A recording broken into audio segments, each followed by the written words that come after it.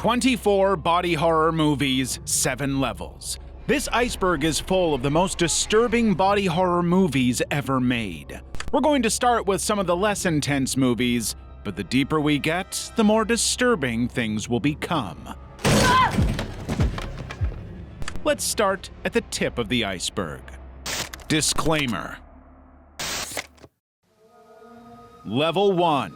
Species, 1995. In Species, scientists receive alien DNA instructions through radio telescopes and use it to create Syl, a human-alien hybrid who grows from child to adult in a matter of months. The government tries to kill her with cyanide gas, but she escapes and transforms into a fully mature woman inside a cocoon. From that moment on, Syl looks and acts so much like a human, you'd never know. She's walking through Los Angeles completely undetected while her alien DNA drives her toward one singular goal: reproduction. But because she's an alien, she has no romantic notions about intimacy. To her, physical connection is a route to kill. Every encounter is a trap. Syl's alien form was created by H.R. Giger, the genius artist who created the xenomorph in Alien. She has translucent skin and internal carbon structures that suggest something is fundamentally wrong with her human anatomy. When she transforms, her human body is exposed to be basically a costume she can shed at will to expose her true form underneath. But the hotel room scene with Dr. Arden crystallizes everything terrifying about this film. Syl seduces him, convincing him to have an intimate moment with her, which he obviously believes is just a normal human-to-human encounter. But in the middle of their act, she announces, "I felt it. Life." In a matter of minutes, she's become instantly pregnant. Only then does Dr. Arden realize what's happening. Syl covers his mouth to muffle his screams as she transforms, her human form peeling away to reveal the writhing tentacles and alien geometry she's been hiding. He walked right into her trap and gave her exactly what she wanted. And worst of all, there's really nothing that can destroy Syl. At one point in the movie, she cuts off her own finger and watches it regrow, meaning that she will never fully be able to be destroyed. But all of the men she encounters, not so much. They're hopelessly, uncomfortably vulnerable, and all because of their own primal instincts. Malignant, 2021. Malignant opens with Madison Mitchell jolting awake in a Seattle hospital, her head split open. She's haunted by bizarre visions of a figure in black ripping flesh apart, which she soon discovers match to the details of real crime scenes all over the city. When you watch the movie, it's easy to believe that all of this is the setup for a supernatural horror movie. We've seen that movie over and over. I've never seen anything quite like it. Maybe from a vehicular accident, but not this. This is something special. Madison's brain is somehow linked to the killings going on.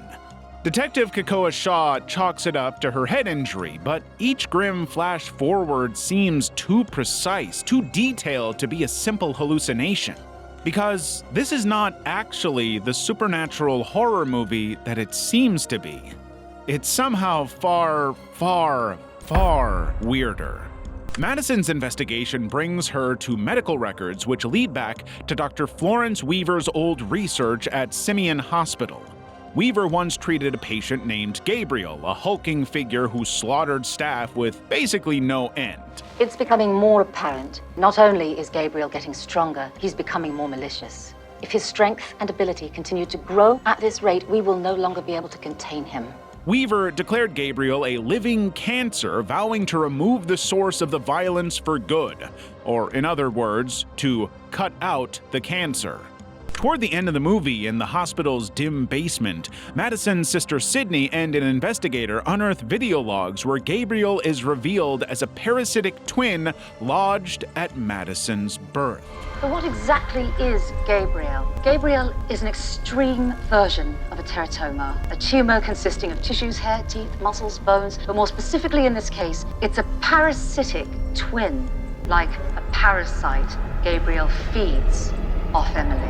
His half-formed limbs, tangled tissue, and mottled bone have been fused into her spine.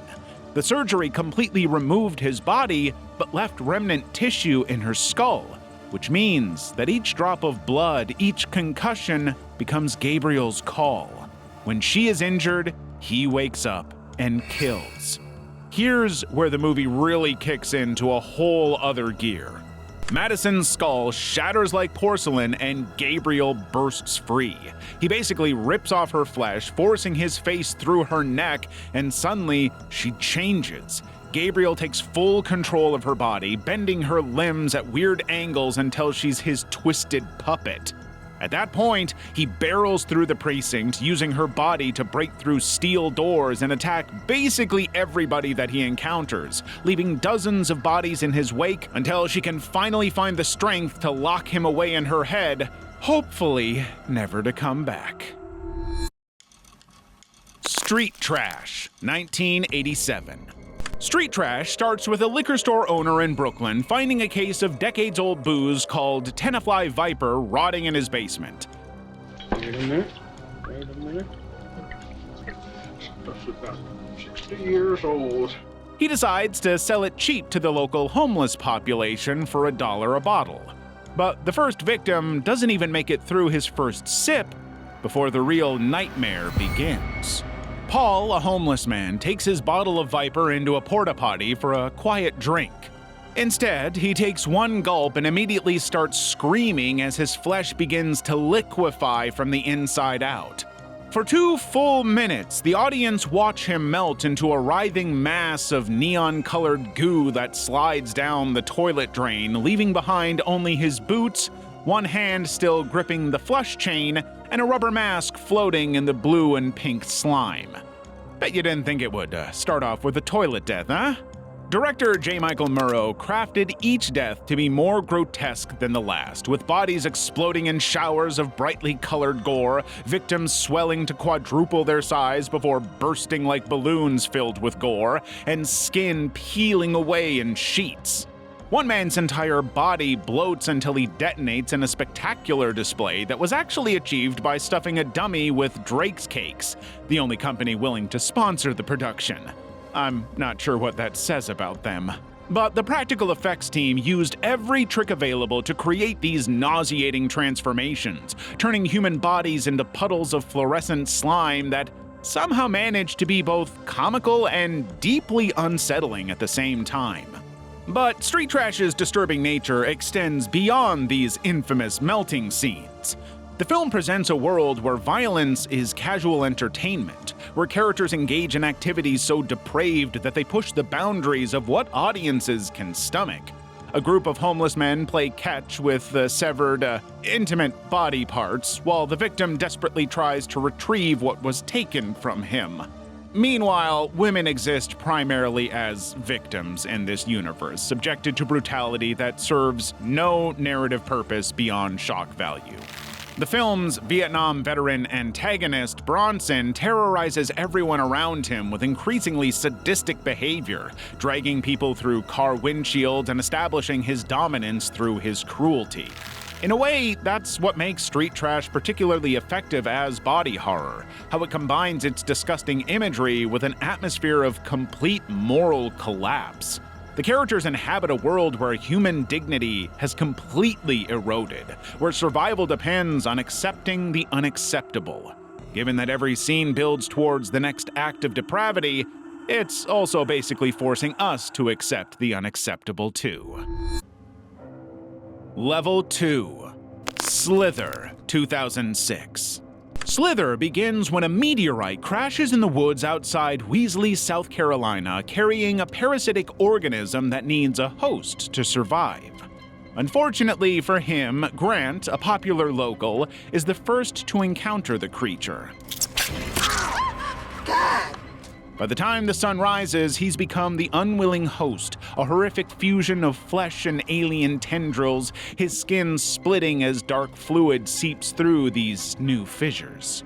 Pretty soon, livestock vanishes in streams of acid, and empty barns become home to unusual wet sliding sounds. We don't really know what's going on, but we can hear the hiss, and we can see the drips, the rippling of skin, everything telling us that something is wrong in this town. The police hear on the radios that townsfolk are moving in union, which obviously comes from the hive mind, and suddenly vehicles skid off roads, lights in abandoned houses flicker before plunging into darkness, and on every street corner, human bodies start to move weirdly and sprout tentacles. Then comes Brenda. Poor Brenda is found slumped in a rusted barn, her torso bulging until her skin literally starts to stretch. We already know what's happened, right? She's become a mother host for whatever the hell this alien thing is. As the veins twist across her flesh, basically counting down to the big moment, the surgeons start to notice that jagged crack forming along her skin. But this is a lot worse than what happened to our old friend Grant.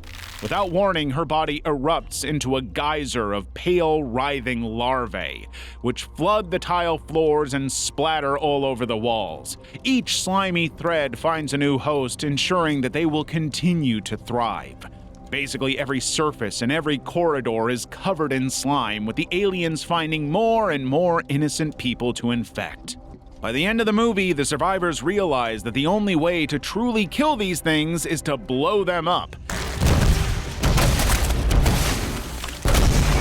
effectively forcing them to sacrifice one of their own to prevent the whole world from becoming fundamentally inhuman. You have to lose your life to save humanity itself.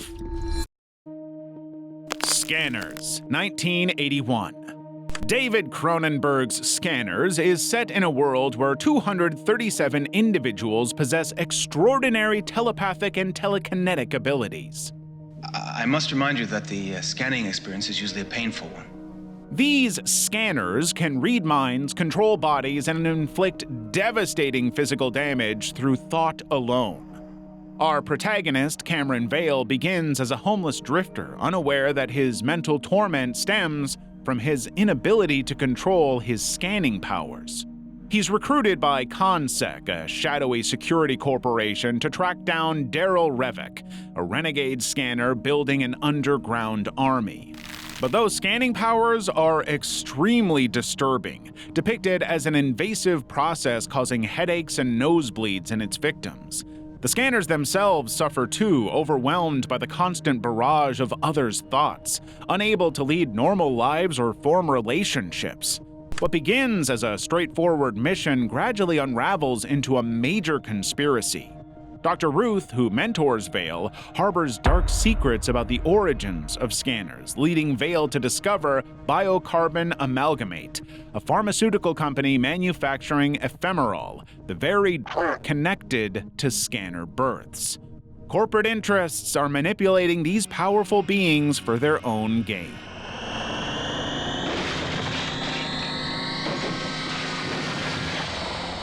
As the story progresses, the body horror grows stronger. Early scanning demonstrations show the physical toll, but then comes that iconic moment. Revick scans a rival scanner during a demonstration, causing the man's head to literally explode in a shower of blood and brain matter.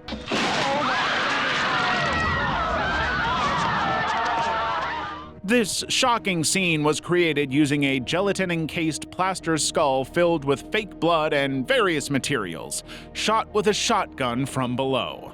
This culminates in the final confrontation between Vale and Revick, where their psychic duel manifests as horrific physical transformations. Veins bulging, eyes bleeding, skin blistering. Throughout it all, we know that the corporate entities will just continue to win, manipulating the powerful for their own interests.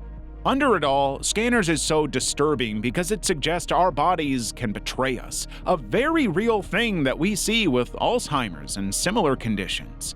The scanning ability represents both power and vulnerability. Those who possess it suffer as much as those they target. Or, to put it another way, corporate entities are evil. The Incredible Melting Man, 1977.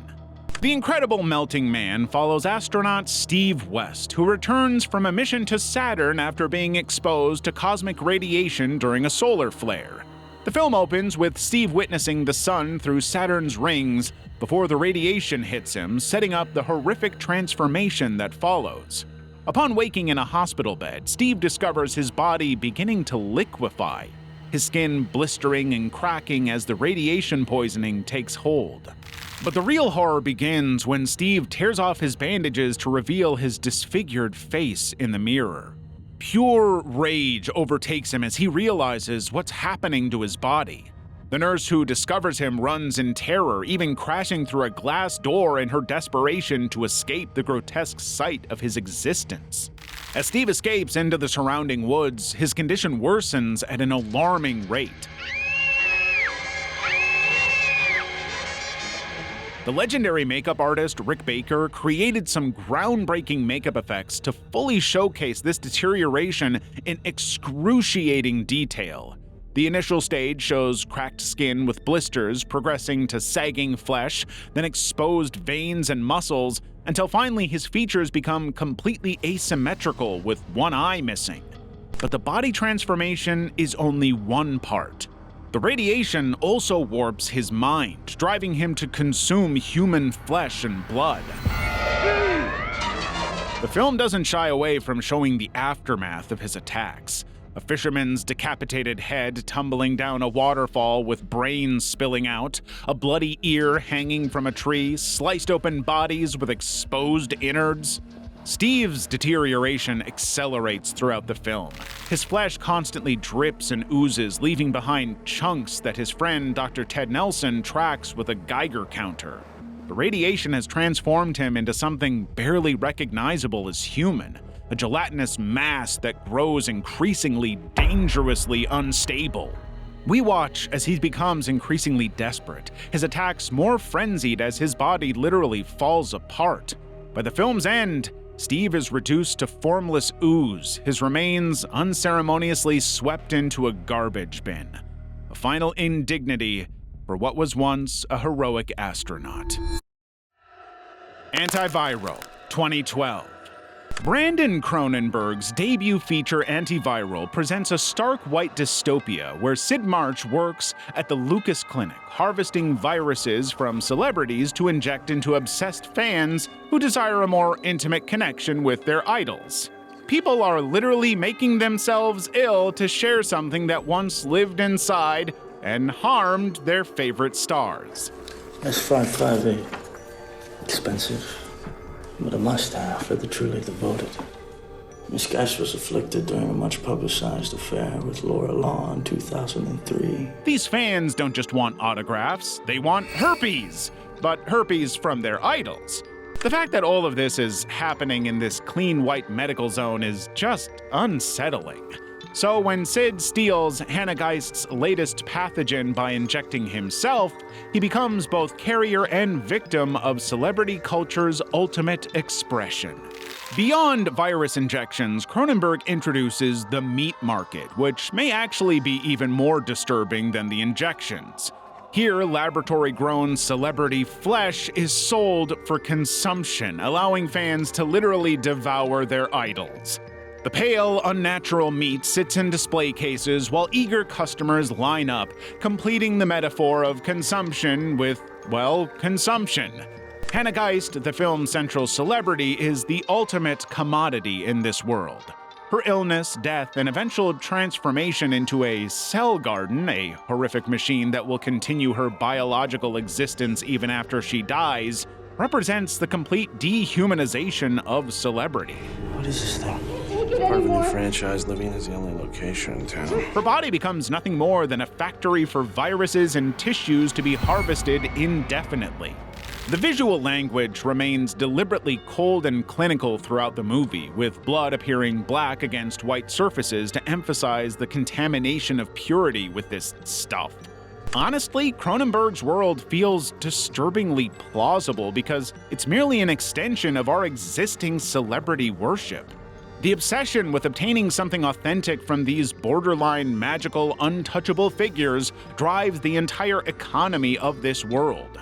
When Sid becomes infected with Hannah's deadly pathogen, he transforms into a commodity himself, hunted by collectors and broadcast on television for fans to watch him die, just as she did. Don't look so worried. You're a commodity. Because really, all anybody wants in this world is fame, even if it kills them. Color Out of Space, 2019. Richard Stanley's Color Out of Space takes H.P. Lovecraft's 1927 short story and pushes it into a visceral nightmare. The film follows the Gardner family, who move to a rural New England farm seeking peace, only to have their lives shattered when a meteorite crashes in their front yard. This glowing object brings with it something alien, a color outside our visible spectrum that begins to infect everything it touches.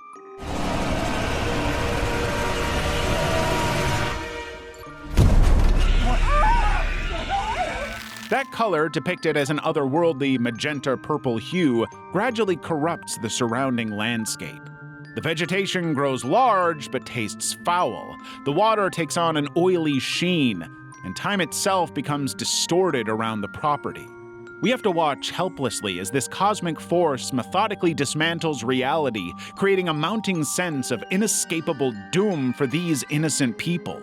Nathan Gardner, played with typical unhinged intensity by Nicolas Cage, begins exhibiting erratic behavior while his wife Teresa suffers a horrific kitchen accident, slicing off 2 fingers without even thinking about it. Meanwhile, the youngest child, Jack, begins communicating with an unseen presence near the family well. Already, some red flags. But just wait. At a certain point, Teresa and Jack become fused together by the alien color. This moment represents the pinnacle of the film's body horror. A mother and her offspring melded into one writhing, gibbering mass. The practical effects created this lifeless gray form that whimpers, "Oh my God," repeatedly as it comprehends exactly what has happened to it. Go! Oh my God!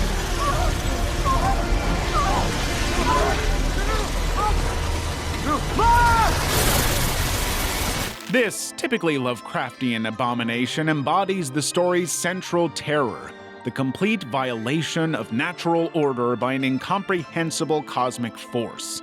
Of course, they never stood a chance. By the end of the movie, the color has gradually saturated the film's palette, transforming the once idyllic farm into a psychedelic nightmare landscape. The alpacas, which honestly are an unusual addition to the story, undergo their own disturbing transformation, becoming a conjoined monstrosity of flesh themselves. Unlike your usual Hollywood monster movies, the threat isn't something that can be fought or understood. It's an alien presence that operates beyond human comprehension. The color is fundamentally altering human bodies into something else, creating new forms of life that shouldn't exist. The Gardner family farm becomes a technicolor hellscape where there are no rules, and no humanity left. But if you want to see a world where there's an endless number of great movie and TV icebergs, you found it. All you have to do is hit that subscribe button. Let's move on. Level 3. Swallowed, 2022. In Swallowed, best friends Benjamin and Dom are celebrating their final night together before Benjamin leaves their small Maine town to pursue a career in, adult entertainment in Los Angeles. Dom, who secretly has feelings for Benjamin, arranges what he believes will be easy money through a drug smuggling operation to help fund his friend's new life. Look, I just wanted to send you off to California with a little bit of cash, all right? It's just a package for a friend. But then they meet Alice, an aggressive dealer who forces them at gunpoint to swallow filled with what they assume are standard substances. 4 packages go into Dom's stomach, 1 into Benjamin's. Then it all goes horribly, disgustingly wrong. A encounter at a rest stop results in Dom being punched in the gut, rupturing one of the packages and unleashing not powder or pills, but something alive. The packages contained venomous larvae whose bite causes paralysis and euphoric effects. As the creatures get to work, Dom's condition deteriorates rapidly, causing his genitals to swell while waves of pain and unwanted arousal course through his body. Alice drives them to her boss Rich's isolated cabin, where the true nightmare unfolds. Are you gonna help me or not? I'm not helping you with anything until you tell me where the we are. We're at my boss's. We have to get all the things out of him and then we can all go home. With Dom's health failing and time running out, Benjamin must manually extract the remaining packages from his friend's body, using an arm covered in petroleum jelly and... Well, we can't actually show you or tell you what happens, but you can put it together, I'm sure. The horror of the movie is built around the exploitation of Dom's body. The moment he swallows those packages, his digestive system is no longer his own. The creatures feeding on him mirror how the drug trade feeds on vulnerable people, consuming them from within while promising temporary relief. The whole time this is going on, Rich, the operation's puppet master, views both Dom's suffering and Benjamin's desperation as a particularly sadistic form of entertainment. It's as if he orchestrated all of this just for the amusement of it, to see two grown men reduced to desperation and violation. I'm gonna take the kid and I'm gonna take him back into town, okay? Obviously not. So no. He is, in many ways, just like us, entertained by horrific things. Reanimator, 1985. At the start of Reanimator, Herbert West arrives at Miskatonic University with a glowing green serum and an obsession. This brilliant medical student has already killed his professor in Switzerland, though he insists he gave the man life, and now he's ready to perfect his reanimation formula on American soil. But then, West discovers that his reagent doesn't just restore life, it creates violent, uncontrollable monsters. Slowly, his ethics start to erode as he drags his roommate Dan Kane deeper into his increasingly disturbing experiments. First, it's Dan's dead cat, then a human corpse from the morgue, then the dean himself after a reanimated body tears him apart. Each resurrection brings worse consequences, but West can't stop. He's addicted to playing God. The film's most notorious sequence unfolds when Dr. Carl Hill, that sleazy professor who tries to steal West's formula, gets his head chopped clean off with a shovel. West reanimates both the severed head and the headless body separately, creating a walking corpse that carries its own talking skull around like a really messed up puppet show. Dr. Hill's actions escalate until his reanimated head forces itself on the unconscious Megan Halsey, the dean's daughter, while his body holds her down on a morgue table. The scene shows Hill's severed head performing a, shall we say, intimate act on her without consent. It's a scene that pushes way past typical horror boundaries into something genuinely unsettling and never seen before in cinema. Up to this point, the movie has been a dark comedy, but now something has seriously shifted. Because the movie was made before CGI was a thing, the director Stuart Gordon used all practical effects to make the movie come to life. They used 24 gallons of fake blood, intricate makeup work, basically every trick in the book to bring the reanimated corpses to life. But this scene doesn't need many gimmicks. It's pretty horrifying on its own. Possessor Uncut, 2020. Possessor Uncut operates on a premise that sounds kind of generic until you witness its execution. Corporate assassin Tasia Voss uses brain implant technology to hijack other people's bodies and eliminate high-paying targets. The technology allows her consciousness to slip inside unwitting hosts, turning them into her weapons while she remains safely disconnected from the actual bloodshed. But, as with all sci-fi movies, it's never that simple. Our next contract's almost finalized, and it's a big one. I can't have my star performer falling apart on me. The brain implants create a horrifying vulnerability where human consciousness becomes malleable, allowing humans to be invaded and controlled.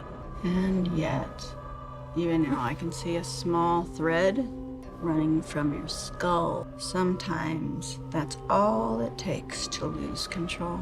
like a tiny fracture. Voss enters Colin Tate's mind expecting the usual routine compliance, but his psyche fights back with unexpected strength. Suddenly, two minds clash for control of one body. Each possession chips away at Voss's own identity, blurring the lines between her authentic self and the personas she inhabits. She doesn't know where Voss ends and the puppet begins. What happened? What do you mean? Your level spiked and I couldn't reach you. Nothing. I was in the mind. I couldn't speak freely. When Voss, controlling Tate's body, confronts her target, John Parse, the scene escalates beyond anything that we've seen in the movie up to this point. She grabs a fireplace poker and drives it directly into Parse's mouth, using the weapon to violently smash through the flesh and bone, refiguring his face into something unrecognizable.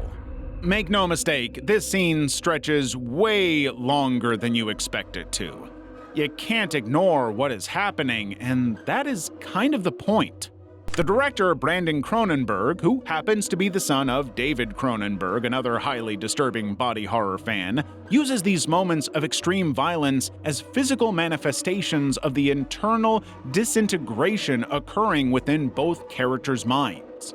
Voss is good at what she does, and we know she could pull off the job clean and easy. But Tate's mental strength makes her sloppy. His resistance drives her to extreme violence. The technology essentially fails them both, driving them into this odd gray area where neither fully understands who they are anymore. American Mary, 2012. American Mary opens in a dimly lit anatomy lab where Mary Mason, a driven medical student, practices her operations on a raw turkey before debt pushes her into a strip club's basement to stitch up a bleeding stranger for cash. That first unlicensed procedure tugs her into a hidden subculture of extreme body modification, where clients request nipple removals, tongue splits, even partial limb amputation, all to redefine themselves beyond societal norms. And Mary is all too happy to help them out. I want to pay you $10,000. Cash. That ought to solve your money problems for a while. She's a nice girl who wants an unconventional operation. She just wants some skin removed for, cosmetic reasons. Each illegal surgery cranks the tension tighter and higher, pushing her to perform operations even she is uncomfortable with. Mary hesitates as she removes a client's genitalia and stitches skin with the surgical precision of a pro, but the pay clears her tuition and sharpens her scalpel hand. She's praised in her class for flawless sutures, yet she drifts further from the hospital's clean hallways into sticky, fluorescent-lit after-hours clinics where there are no ethics or laws. She's the best in her class, yet using it to break the law. Invited to a party with senior surgeons, Mary takes the opportunity to network and possibly launch her career. But then, she sips a cocktail and wakes beside her former teacher who has recorded their non-consensual night together. Humiliated by the incident, Mary flees her medical residency and vows to get revenge on the man who did this, hiring muscle from the strip club owner to kidnap her attacker. The scene that unfolds next is brutal. In one of the back rooms, her surgeon attacker is bound to an operating table, forced to be the patient in Mary's twisted game. I quit med school today. I'm guessing you thought I went into... That's why you invited me to the party last night. Have you ever heard of body modification? Using her perfect skills, she severs his tongue clean out and sutures his lips together until he can no longer say a word. Satisfied with her professional work, Mary packs her tools into a suitcase and slips into the night.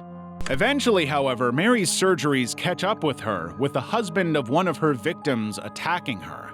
The injuries are too aggressive for her to fix, leaving her to bleed out. It's not a movie that will make you feel particularly good about surgeons, I'll be honest. But Mary did do exactly what she set out to do, so maybe it's a feel-good story? Level 4. Body Melt, 1993. In a calm Melbourne suburb, a number of residents receive free diet pills in the mail promising peak health. One of the residents eagerly swallows an overdose of the pills. As he's driving, he hurtles his car off the road, tendrils suddenly erupting from his throat and slithering back inside before the police can intervene.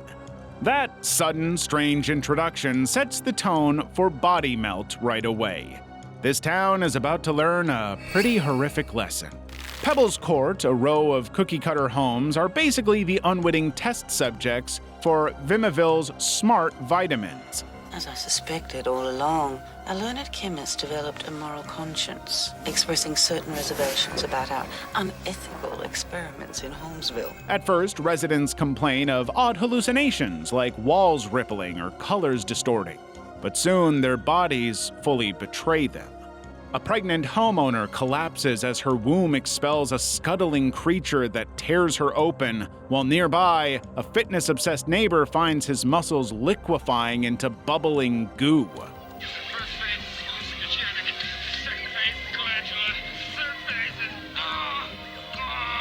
That's the bad poetry or a pretty good clue. In a world where we're all jumping on whatever fitness or health craze is popping up, it's a very uncomfortable movie. The residents are obsessed with having slender waists and toned physiques at any cost. So when you strip away the health club veneer, what's left behind is a critique of suburban complacency.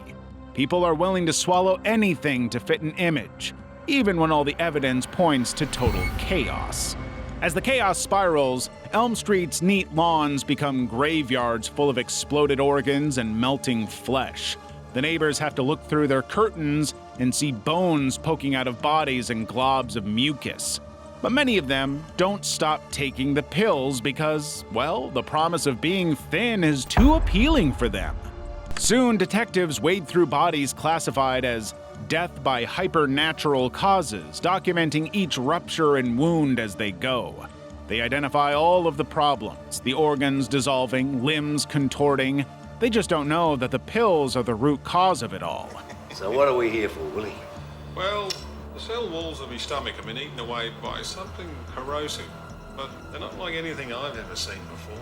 The body horror in this movie is clearly supposed to send a clear message. Ozempic wasn't a thing in 1993, but if this movie's anything to go by, use with caution. Starry Eyes, 2014.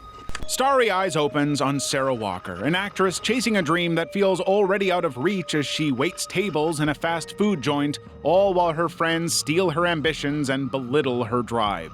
She lands on audition with Astrius Pictures, a shadowy outfit promising stardom if she opens up and submits to their demands. The casting director's pentagram necklace and whispered prompts should be all the red flags she needs, but no. From her first callback, where she rips out clumps of her hair on command, to the third audition's demand to get naked, Sarah's body is basically a canvas for the company's own interests. She has no idea that she's not auditioning for a show or a movie, she's taking part in a ritual. At first, she seems more than happy to submit to the whims of the so-called director, but then her body starts to shake, her hair and nails fall off. Her baths are full of blood-soaked maggots.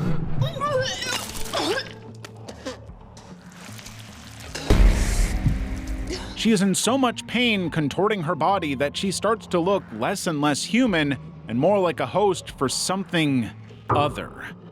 The tension just keeps building until Sarah, now hairless and hollow-eyed, confronts Aaron in a cramped kitchen for kissing her roommate, whom she has some feelings for.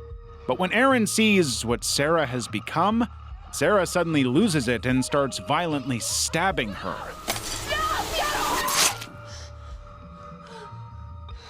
Before Aaron can escape, Sarah suffocates her with a plastic bag and smashes her face to pieces, committing to this twisted life she's been conditioned into. Unable to undo her crime, Sarah stabs and bludgeons Danny in a van, convinced she's closed all of the loose ends. The people behind the movie confirm that they're members of a cult worshiping the same demon and eagerly welcome her into their fold. There's no moral commentary in the movie. Sarah is just so blinded by the lights of stardom that she will do basically anything to succeed, which is exactly her downfall. The real horror of the movie comes from the way she's so easily manipulated into becoming a cult member, allowing the demon to use her body for its own unchecked violence.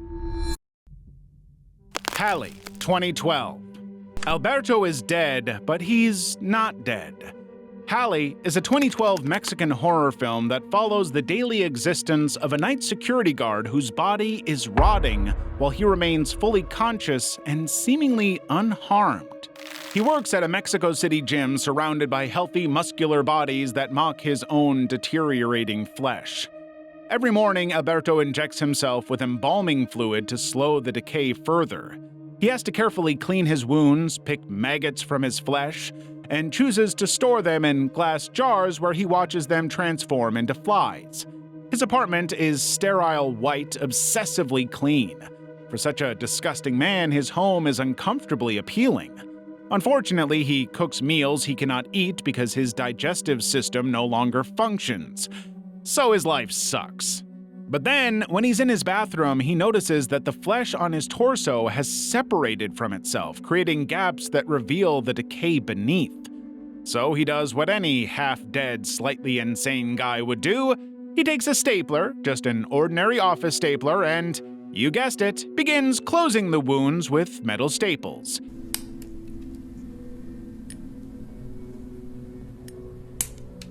He does this every day, part of his morning routine, like brushing his teeth, except he's literally holding his decomposing body together with office supplies.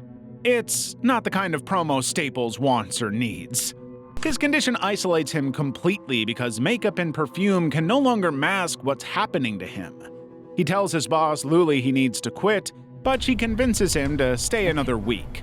Bueno, estamos en la semana, ¿no? The film follows him as he staggers through streets like The Walking Dead, eventually collapsing and being taken to a morgue where he befriends an attendant who assumes he belongs there. The film never actually explains what caused Alberto's condition. It simply exists in this world and nobody ever questions it, making the horror more unsettling because there's no clear origin or cure. His body continues its relentless march toward complete decomposition, while his mind remains trapped inside, fully aware of every stage of decay and just surviving. Level 5. The Skin I Live In, 2011. Pedro Almodovar's The Skin I Live In introduces us to Dr. Robert Ledgard, a brilliant plastic surgeon who keeps a mysterious woman named Vera captive in his isolated estate. Vera is a patient forced to wear a flesh-colored bodysuit while confined to a locked room under constant surveillance. Robert is obsessed with creating a synthetic skin resistant to damage, using Vera as his unwilling test subject. As viewers, we witness Vera's attempts to harm herself by cutting her body, suggesting there's some deep trauma beneath her seemingly calm exterior.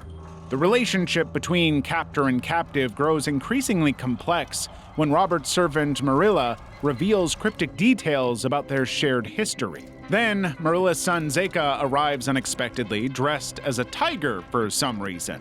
He mistakes Vera for Robert's late wife, Gal. This intrusion triggers a violent confrontation that hints at deeper connections between all of the characters we've met so far. If you think I'm being vague and cryptic, you're right. But it's here, through carefully placed flashbacks, the narrative begins revealing its most disturbing secrets. Because Vera is not who she seems to be. Vera was once Vicente, a young man who had an encounter with Robert's daughter Norma at a wedding. Me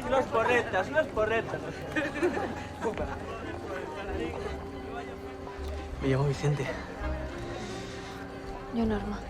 Following this incident, which led to Norma's psychological breakdown and eventual death, Robert kidnapped Vicente as an act of vengeance and subjected Vicente to forced gender transformation surgery, reshaping his entire body against his will. This revelation recontextualizes everything we've witnessed. Robert has completely erased Vicente's identity, molding him into a physical replica of his dead wife.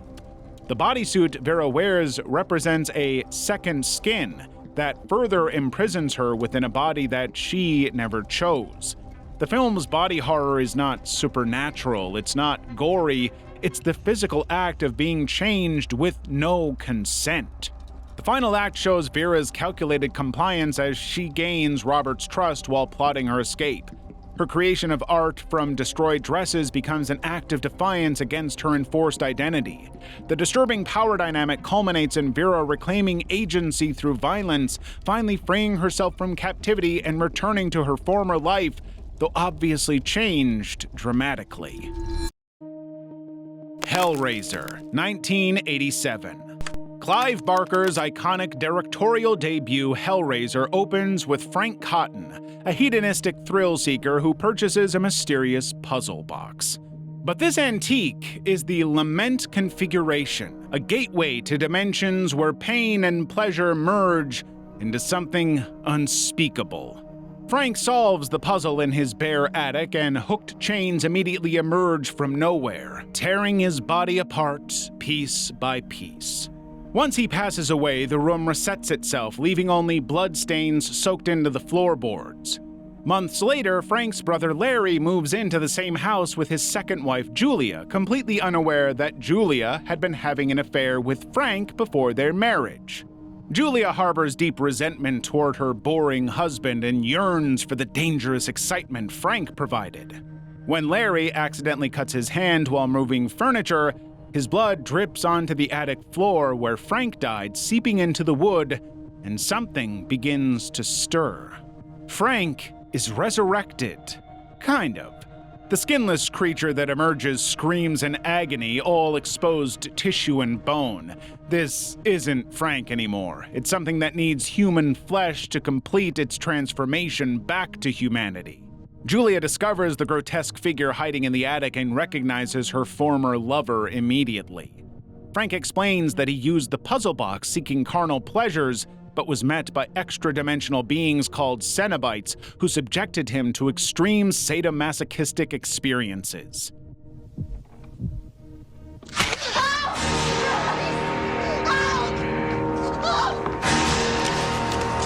These creatures, led by Pinhead, are explorers who can no longer differentiate between pain and pleasure.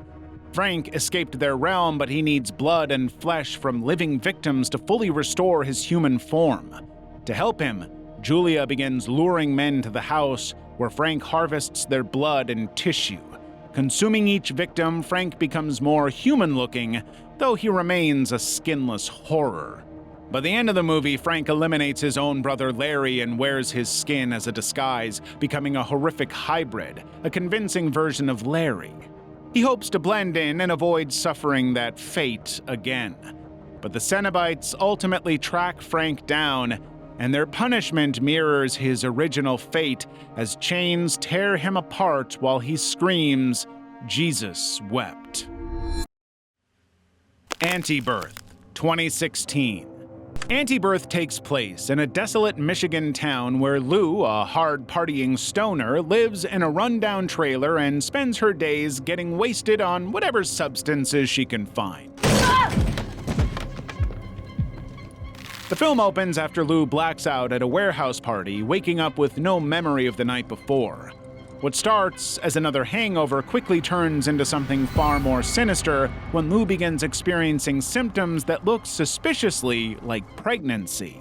The disturbing reality sets in fast. Lou insists she hasn't been intimate with anyone in nearly a year, making her condition impossible to explain through normal means. Her friend Sadie becomes convinced Lou is hiding something, but Lou's confusion is genuine and terrifying. The pregnancy symptoms accelerate at an unnatural pace, with her stomach growing larger by the day rather than the usual 9-month timeline. Meanwhile, Gabriel, Sadie's dealer boyfriend, has been distributing experimental substances that cause horrific physical reactions in users. One woman hiding in his apartment has had her skin literally turn inside out from sampling the drug. As more and more mysterious government agents start appearing around town, the connection becomes clear. Suddenly, Lou's body begins to betray her in increasingly horrific ways. Her stomach becomes a writhing mass of discolored flesh and visible veins, and she develops strange swellings and boils that release gelatinous substances when pierced. She can literally pull her skin right off. Then she meets Lorna, an enigmatic ex-soldier who reveals that the government has been conducting experiments on women, using them as incubators for a new race of creatures designed to survive in space. These men, they're willing to kidnap and cut open their own people searching for secrets, so even if you don't believe, they do, and they won't stop Lou. Lou's drug-addled toxic body created the perfect environment for this inhuman gestation.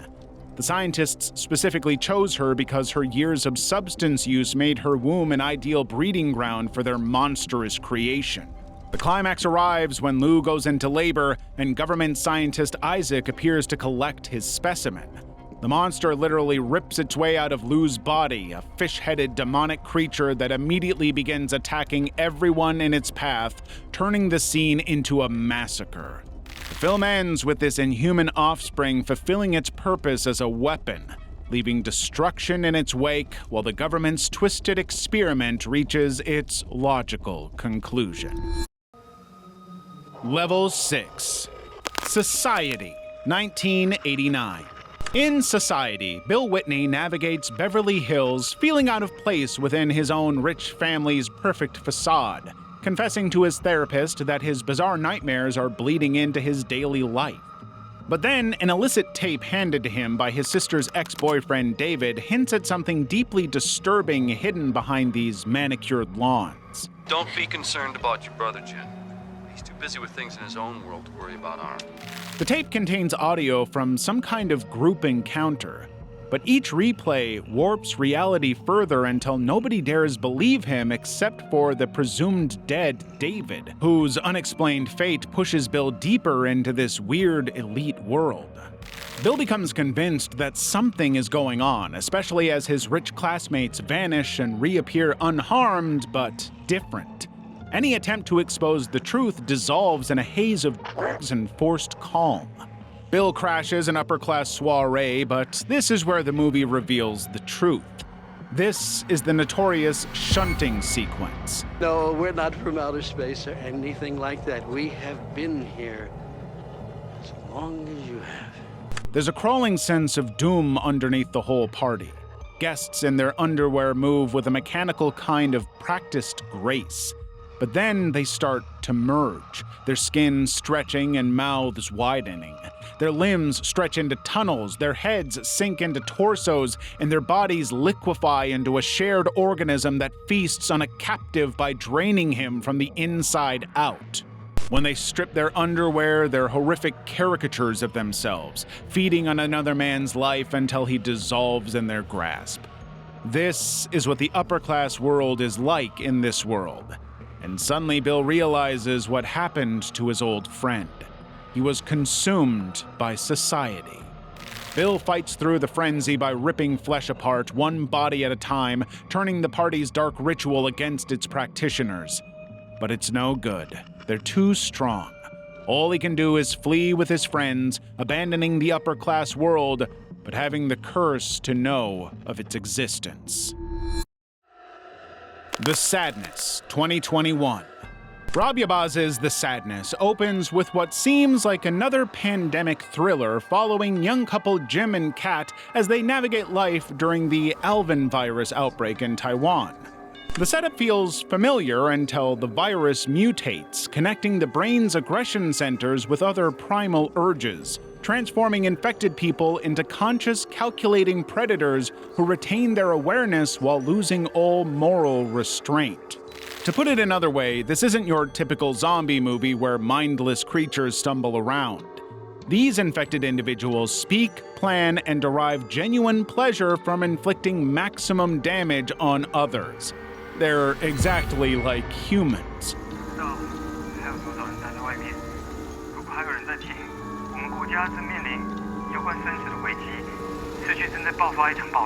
The Sadness makes a point to plant the camera firmly in place and show everything. The practical effects team spent 3 months crafting artificial organs and prosthetic heads specifically designed to be destroyed on camera. The result is gore that looks disturbingly real, with blood spraying in volumes that seems impossible for human bodies to contain, because they are. But it's a movie. The businessman character becomes the film's embodiment of calculated cruelty. When he becomes infected on a train, he pursues Kat with total determination. 小姐，你要去哪里呀？我找到你了。 Using the tip of an umbrella, he gouges out Molly's eye, pushing viewers beyond their comfort zones. It's brutal and disgusting, but there's no social constraints in this world anymore. What makes the sadness particularly disturbing is how the infected retain their personalities while losing their inhibitions.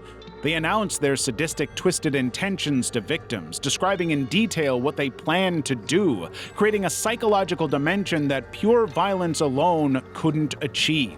这450万名感染者，目前在全国四处乱窜，都只是对这些人的行为最保守的形容。